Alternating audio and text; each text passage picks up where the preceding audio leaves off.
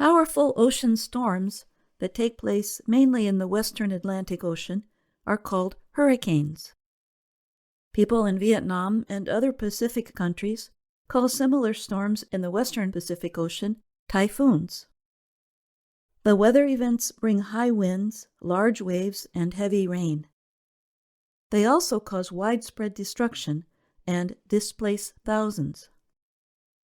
Early Tuesday, Hurricane Ian landed in Cuba's western city of Pinar del Rio, where officials had set up shelters for 50,000 people.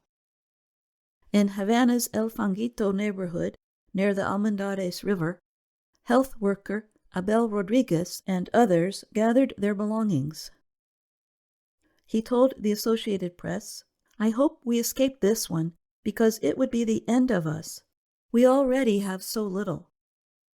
The U.S. National Hurricane Center said Ian's wind speed reached 205 kilometers per hour, and the storm surge was as high as 4.3 meters along Cuba's coasts. The storm is expected to strengthen even more over the warm waters of the Gulf of Mexico.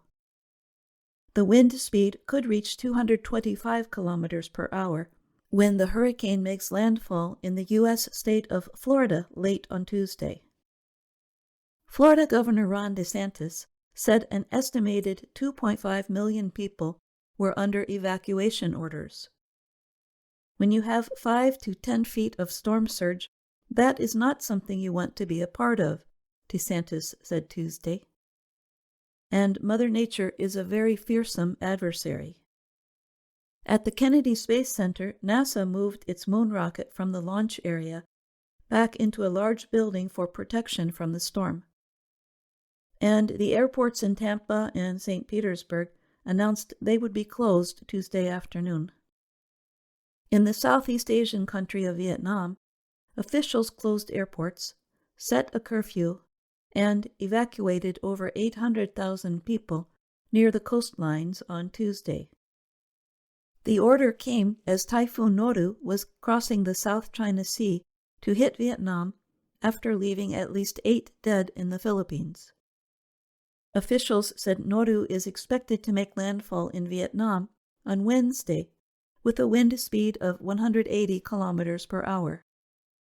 An official from the weather agency said, "The storm is so strong that we've started feeling the impact even when it has not made landfall yet." The typhoon is expected to hit the central areas of Quang Ngai, where a major oil refinery is located, and Quang Nam, home to the World Heritage City of Hoi An. About 270,000 military service members were placed on standby for emergencies. And Prime Minister Pham Minh Chinh told officials, "We don't have much time left. The storm is intensifying, so our responses must be stronger and faster." Noru was the strongest storm to hit the Philippines this year, where it killed at least 8 people when it made landfall on Sunday night. Among the dead were 5 government workers who drowned while trying to rescue villagers. The typhoon flooded farmland and communities and damaged an estimated $21 million of crops, mainly rice. Nearly 80,000 people were moved to emergency shelters across the main Luzon Island, Philippine officials said. And local television broadcasts showed police cutting up fallen trees blocking roads and people removing wreckage with their hands. Philippine President Ferdinand Marcos Jr. asked, "Is this climate change?" in a meeting with emergency officials. "We have kept watch on these storms for a long time, but it wasn't like this before. This is something I have to deal with," he added.